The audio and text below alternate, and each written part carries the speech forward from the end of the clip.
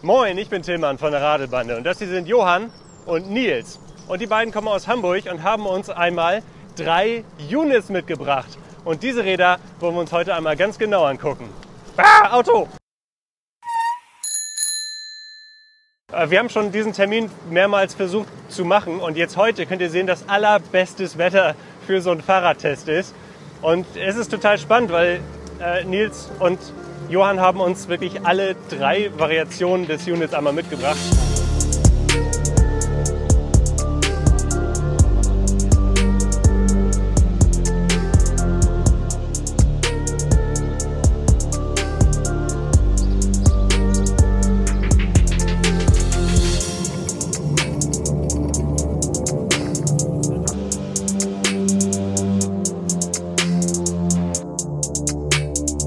Wir haben uns jetzt mal ein ruhiges Plätzchen gesucht, Nils und ich. Und Nils wird uns mal ein bisschen erzählen, wie es eigentlich zu dem Unit gekommen ist. Was waren so eure Hintergedanken bei dem Unit? Wie war so der Entstehungsprozess des Rades?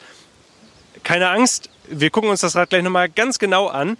Aber es ist, glaube ich, ganz interessant, mal die Geschichte dahinter zu hören. Also, wann habt ihr damit angefangen, euch über ein eigenes Lastenrad Gedanken zu machen?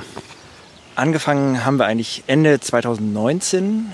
Und Triebfeder war eigentlich das im Grunde ein Rad dieser Größe und diesem Gebrauchswert bis dato nicht existierte. Also ein Rad, das klein und leicht genug ist, dass man es auch in der Stadt die Treppe hoch in die Wohnung oder in den Fahrradkeller tragen kann. Wir sind alle langjährige Lastenradfahrer und das fehlte uns halt bis dahin. Und aus welchem Bereich kommt ihr?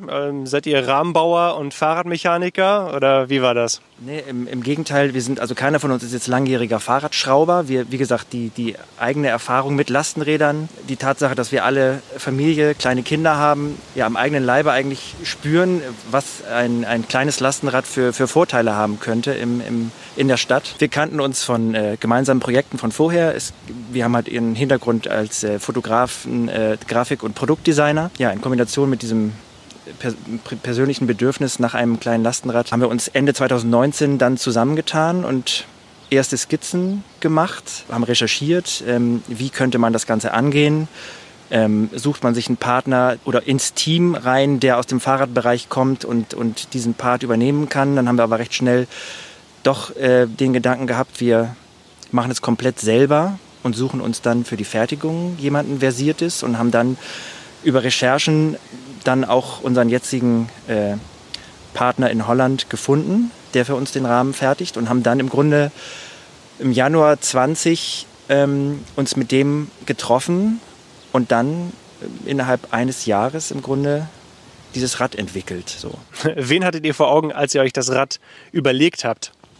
Im Grunde dadurch, dass wie du hier siehst, stellen wir uns unterschiedliche Zielgruppen vor. Uns ist bewusst gewesen, dass die kompakte Bauweise nicht unbedingt sich nur an Familien richten würde, weil natürlich, was die Größe der Kinder angeht, die man mit dem Rad transportieren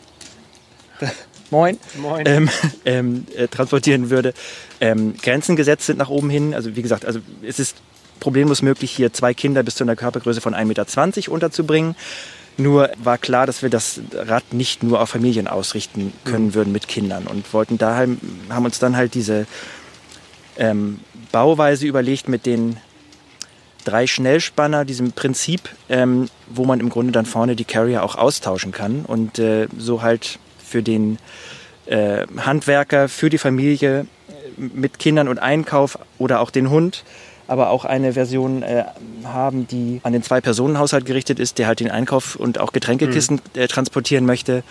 Aber erstmal noch keine Kinder zum Beispiel, genau. Ja. Sprich, es gab nicht die eine Zielgruppe. Es ging darum, ein kleines Rad zu machen und sich möglichst breit aufzustellen und variabel zu sein. Mhm. Und auch im Grunde eine Plattform zu bieten für Eigenbauten. Also Leute, die noch eine andere Idee haben, was sie mit dem Rad machen wollen und im Grunde dieses Schnellspannerprinzip, diese 3 Befestigungspunkte da vorne nutzen, um halt eine eigene Lösung noch zu kreieren und dann zu befestigen. Also der Unterbau ist immer der gleiche, egal ob man jetzt diese Ladefläche, die Familienwanne oder diese kleine, den Korb, das Körbchen wählen möchte. Genau, das ist immer also man baut auf diesen Punkten auf, diesen 3 Schnellspannerpunkten. Die Rahmen, Elektrorahmen und analoger Rahmen unterscheiden sich auch bis auf die Tatsache, dass der Akku und der Motor an der Stelle sitzt, auch komplett gar nicht, also sind identisch. Der Rahmen ist jetzt aus Stahl. Warum? Die Frage haben wir uns natürlich zu Beginn gestellt und da hat sich dann im Grunde, abgesehen davon, dass wir gewisse Designvorbilder hatten, die auch im Stahlrahmenbereich unterwegs sind, hätte sich eine Aluminiumrahmenkonstruktion im Gewicht nicht großartig von der Stahlkonstruktion unterschieden, weil man da natürlich das Ganze massiver hätte ausführen müssen. So war das, wie gesagt, in Kombination mit der Tatsache, dass wir orientieren uns halt gestalterisch so ein bisschen an BMX-Rädern und Mountainbikes der 80er, 90er Jahre mit sehr simplen Rahmenkonstruktionen. Und das in Kombination hat jetzt zu diesem Stahlrahmen geführt. Und die Steifigkeit, die wir jetzt damit erzielen konnten, spricht auch für sich. Ich hoffe, kannst das schon bestätigen. Und genau, deshalb ist es ein Stahlrahmen. Genau, also wir haben die Räder jetzt nicht hier in die Walachei getragen, sondern wir sind hier tatsächlich hergefahren mit allen 3 Rädern. Und das hat auch über rumpelige Straßen ganz gut geklappt. Wir werden gleich nochmal einen kompletten Fahreindruck mal zeigen und beziehungsweise ich werde sagen, was ich fühle, wenn ich ein Unit fahre. Den Rahmen des Unit gibt es in 2 Variationen. Einmal ohne Motor wie bei dem gelben und einmal hier mit Motor wie bei dem lilafarbenen und diesem Burgundy und Reed. Also matschgrün und lila. Warum habt ihr euch für Shimano-Motoren entschieden und warum auch im Speziellen für den EP8? Ja, das resultierte eigentlich daraus. Wir haben uns natürlich vorher mit unterschiedlichen Motorkonzepten befasst und geguckt, wie man dann Akku und Motor am besten in das Fahrrad integrieren könnte. Kam dann doch recht schnell auf den Mittelmotor, die Mittelmotorbauweise und sind dann recht früh auch eigentlich von Shimano sehr umsorgt worden. Die haben sich sehr, sehr früh irgendwie auch um uns gekümmert und uns im Grunde vermittelt, dass das gut wäre, mit denen zusammenzuarbeiten und sind im Grunde auch offen gewesen darin, uns über den Entwicklungsstand des EP8-Motors, der nämlich passenderweise dann auch gerade fertig war, als wir mit dem Thema befasst waren, uns damit Informationen versorgt haben und die Leistungsfähigkeit dieses Motors und verbunden mit der Tatsache, dass man auch hier unterschiedliche Fahrerprofile aufspielen kann, hat dazu geführt, dass der jetzt da verbaut ist. Ja, vielen Dank, Nils. Ich denke mal, wir werden uns jetzt mal eins oder alle 3 Räder mal ganz genau angucken. Zwar erstmal das hier ohne Motor und dann gehen wir gleich nochmal auf das ein mit dieser Kidsbox und mit dem Shimano EP8 Motor. Und interessanterweise ist bei dem Unit ohne Motor das Gesamtgewicht relativ niedrig. Wir sprechen hier von einem Gewicht von etwa 21 Kilo und dieses Fahrrad ist auch perfekt austariert, sodass man das ganz, ganz einfach heben und tragen kann. Eventuell auch eine Treppe runter, Treppe rauf. Das gucken wir uns jetzt doch mal an, oder? Wie leicht sich das tatsächlich tragen lässt. So, mein Kopf ist jetzt natürlich nicht mehr zu sehen. Ich heb's aber mal an, nur um das euch mal zu zeigen. Und ich bin jetzt nicht besonders kräftig, ich bin Fahrradfahrer immer noch, sehr leicht anzuheben. Sollte also auch für kleinere Menschen einfach sein, auch irgendwelche Treppenstufen hochzuheben oder irgendwelche Kanten zu überwinden. Wir haben jetzt hier bei beiden Versionen, sowohl mit Motor als auch ohne Motor, einen Gatesriemen verbaut, der natürlich eine gewisse Langlebigkeit verspricht. Es gibt aber auch beide Modelle mit Kette. Hier kommt dann der Gatesriemen zum Einsatz, ein großes Kettenblatt und dann eine Shimano Alfine 8-Gang bei dem Modell ohne Motor. Bei dem Modell mit Motor haben wir dann, wie gesagt, den Shimano EP8 Motor, ebenfalls Kette oder Riemen und dann die Shimano Nexus 5E, die manuell zu bedienen ist. Eine Besonderheit beim Unit ist das Schnellwechselsystem. Es gibt 3 verschiedene Aufbauten und wie Nils gerade sagte, kann man sich auch selber alles Mögliche überlegen, wie man sich die Ladefläche des Units aufbaut. Wir haben hier 1, 2, 3 Schnellspanner. Den unteren beiden kann man allerdings auch so lösen und dann zieht man das hier nach oben raus. Muss man wahrscheinlich eher ein bisschen weiter auseinanderschrauben. So. Und dann hat man die Ladefläche in der Hand. Dann kann man den hier noch lösen und dann hat man die hintere Ladefläche in der Hand. Mensch, also Johann hat Kraft in der Hand, alter Schwede. So, und jetzt hat man das nackte Unit quasi vor sich. Man sieht hier die 3 Schnellspanner und jetzt auch hier, wie die Lenkung angesteuert wird. Typisch, klassisch mit einer Lenkstange. Und dann kriegt man diese Aufbauten relativ schnell gewechselt. Wir hängen das jetzt mal wieder rein. So, dann kann man den unteren auch dann andersrum hier drauf setzen. So, sodass man die Möglichkeit bekommt, dann hier noch höher aufzubauen, größere Gegenstände zu verstauen und nicht auf diese Korbform angewiesen ist. So, den lassen wir jetzt mal so, machen den fest. Auffällig hier ist auch der immer verbaute Lenkungsdämpfer. Ihr könnt hier sehen, der bewegt sich so ein bisschen mit, wenn man hier lenkt. Der ist in verschiedenen Stufen verstellbar, von ganz, ganz leicht bis ganz, ganz schwer, um eben die Bewegung während der Fahrt zu dämpfen, sodass auch Schläge, die gegen das Vorderrad kommen, eben nicht direkt zum Lenker durchgetragen werden. Und der ist auch sehr, sehr einfach verstellbar, tatsächlich, sodass man auch in der Lage ist, je nach Untergrund, auf dem man sich gerade bewegt, das schnell mal umzustellen. Ein witziges Detail ist auch hier bei der Speichenschloss-Situation. Denn wir haben hier ein Abus-Speichenschloss, das man mit einer Einsteckkette verwenden kann. Und dann kann man mit Hilfe dieser Einsteckkette auch den Gepäckträger oder die Ladefläche hier sichern und das ganze Rad, indem man hier diese Öse nutzt, die speziell dafür da ist, um dann die Einsteckkette durchzuziehen und das Rad dann zu sichern. Damit ist halt nicht nur das Vorderrad und die Gabel gesichert, sondern das gesamte Fahrrad, der gesamte Rahmen sowie auch die Ladefläche. Die Version mit dem Shimano-Motor hat auch noch einige interessante Details. Auf der einen Seite haben wir natürlich die Batterie hier unten verbaut, den relativ großen Motor. Und wenn man das Rad jetzt so von der Seite anguckt, in meiner Sitzposition, dann sieht das natürlich sehr, sehr hoch und sehr, sehr kurz aus. Also das Besondere beim Unit ist, dass das Rad von vorne bis hinten nur 1,77 Meter lang ist. Damit ist es kürzer als die meisten normalen Fahrräder, je nach Rahmengröße natürlich, und auch genauso kurz wie viele Kompakträder. Und das ist wirklich erstaunlich dafür, was das Rad alles kann. Wir gucken uns jetzt mal das Cockpit des Unit mit Elektromotor an. Wir haben hier das Shimano E8000 Display, das alle notwendigen Informationen auf sehr kleiner Fläche anzeigt. Akkuladestand, in welchem Modus man ist, und das ist dann auch farblich unterlegt. Dann die Geschwindigkeitsanzeige etc. Dann wird das Ganze hier gekoppelt mit einer manuellen Nexus 5e Schaltung. Da schaltet man einfach durch die 5 Gänge mit einem Drehschalter und dann hier die beiden Bremshebel links und rechts. Und natürlich kommt auch eine Klingel zum Einsatz, damit das Ganze so STVO-konform wie möglich ist. STVZO, Entschuldigung. Der Lenker lässt sich dann noch in der Höhe verstellen.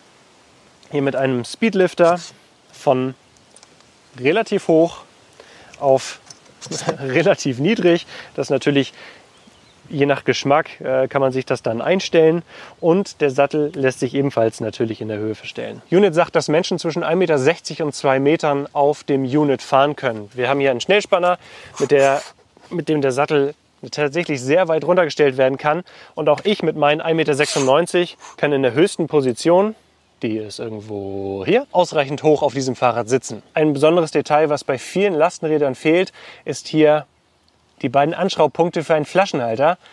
Vielen Dank, dass ihr da mitgedacht habt.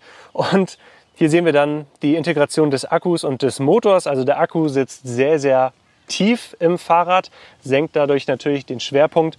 Und der Motor, der EP8, der lässt sich kaum verstecken. Man sieht natürlich sofort, dass da ein Motor drin ist. Wir haben hier ein kleines Rücklicht, das hier direkt in dem kleinen Schutzblech integriert ist. Das sieht ganz nett aus. Hier ist jetzt kein Gepäckträger verbaut. Es gibt aber einen, um die Beladungskapazität nochmal weiter zu erhöhen. Jetzt haben wir nochmal den Blick auf die Family Box. Die Box ist hier hinten bei der Bank etwa 50 cm breit, hat eine 36 cm hohe Rückenlehne und von dem Beginn der Bank bis hier vorne zu dem Rahmen sind es 45 cm. Wir haben hier 5-Punkt-Gurte mit einem Fitlock-System. Das muss man hier drücken und dann kann man das verschieben und dann kriegt man die Gurte auseinander. Das ist jetzt natürlich der Vorführeffekt immer nicht so ganz einfach. Und dann kann man die Kinder hier relativ einfach reinsetzen. Und dann haben wir hier an der Seite noch so kleine Netztaschen, wo man alles Mögliche reintun kann, wie zum Beispiel eine Banane.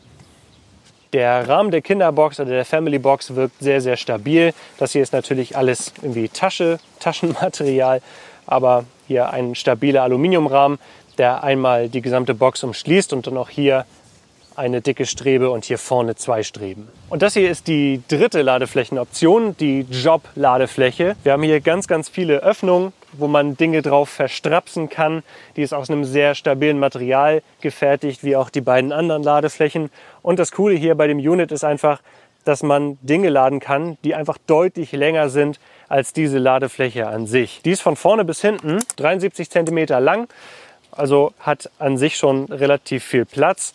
Und nach oben hin kann man Dinge laden, die etwa 51 cm hoch sind. Aber natürlich in der Breite und in der Länge sind bei dieser Ladefläche wirklich keine Grenzen gesetzt. Und was ich wirklich cool finde, sind diese ganzen Öffnungen, wo man eben einfach Gurte durchziehen kann. Wie hat aber Unit es jetzt hinbekommen, so viel Ladekapazität in ein so kurzes Fahrrad zu bekommen?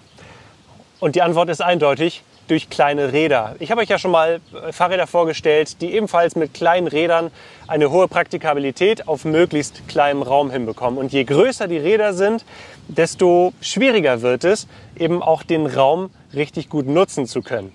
Hier beim Unit ist es besonders: wir haben vorne ein 16 Zoll Vorderrad und hinten ein 18 Zoll Hinterrad. Das ist wirklich winzig. Aber was erstmal erstaunlich ist, 1,77 Meter. Meine Spannweite ist breiter als 1,77 Meter. Dadurch, dass das Vorderrad wirklich nur 16 Zoll klein ist, bekommt man die Ladung, die vorne drauf ist, die Kinder oder das, was man transportieren muss, relativ weit nach unten und hat trotzdem eben die Möglichkeit, deutlich weiter nach vorne zu laden, als das zum Beispiel beim Long John der Fall wäre. So, und wir werden uns jetzt mal auf die 3 Räder wieder schwingen und unsere Einkäufe nach Lübeck transportieren. Und ich sage euch mal, wie sich dieses Fahrrad im Speziellen jetzt fährt. Vielleicht steige ich auch einmal auf das ohne Motor. Schauen wir mal. Wir haben jetzt den Trail-Modus eingestellt. Das ist, glaube ich, ein bisschen zu viel. Der Eco-Modus, der reicht in den meisten Fällen tatsächlich aus. Also wir haben eine gute Beschleunigung, das fällt zuallererst auf. Jetzt hier über unebenes Terrain holpert es ein bisschen rüber. Das hängt natürlich ein bisschen jetzt mit dem Reifendruck zusammen, den ich selber jetzt nicht nochmal kontrolliert habe. Aber auch hier über Schotter fährt sich das generell sehr angenehm. Die Nexus 5e bietet eine Bandbreite, die ausreichend ist, auch für die Geschwindigkeiten, die man fährt. Jetzt hier bei 25 km/h bin ich im 4. Gang, fühle mich da ganz wohl. Der 5. Gang ist dann für ausgesprochene Langsamtreter geeignet. Aber der Motor zieht einen auch, ja, selbst wenn man im zu hohen Gang ist, dann leistet der Motor auch gute Arbeit. Die Sitzposition kann man sportlich haben, aber jetzt hier für große ist eine aufrechte Sitzposition besser. Tatsächlich, weil der Abstand zwischen Sattel und Lenker relativ kurz ist. Und man sitzt wirklich genau über dem Hinterrad. Jetzt bremsen wir mal. Das geht echt fix. Wir haben vorne eine 2-Kolbenbremse, hinten eine 4-Kolbenbremse. Die Bremshebel sind relativ klein, aber die Bremse, die bringt einen sehr, sehr schnell zum Stehen. Das gefällt mir ganz gut. Man merkt, dass der Rahmen insgesamt so ein bisschen Flex hat.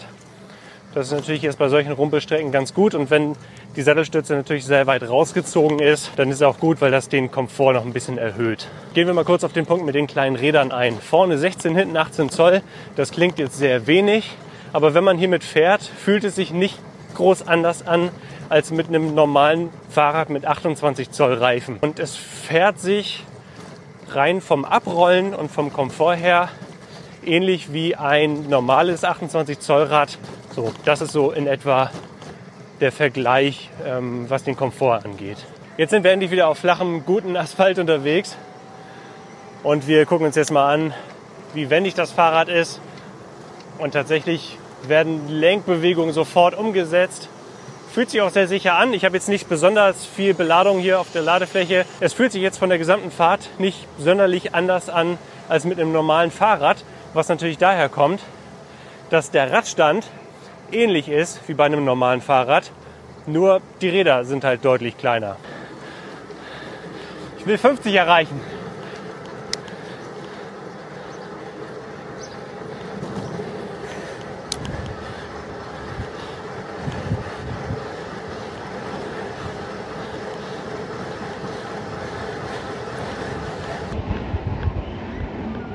Ja, 51,4. Jahrelanges Training.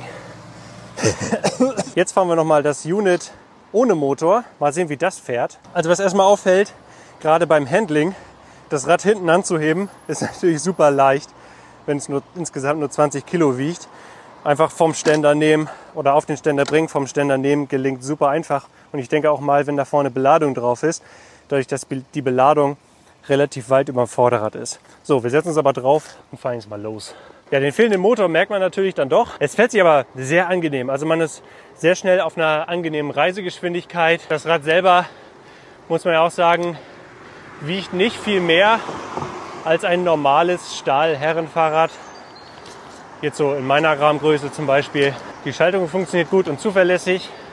Man findet in den 8 Gängen eigentlich immer so seinen Lieblingsgang. Und das Vorderrad ist auch sehr nah an einem selber dran. Jetzt hier in dieser Konfiguration kann man das Vorderrad ja auch sehen. Das vereinfacht solche Sachen noch zusätzlich. Ich weiß allerdings nicht, wie merkwürdig das aussieht, wenn man als 2 Meter Mensch hier drauf sitzt.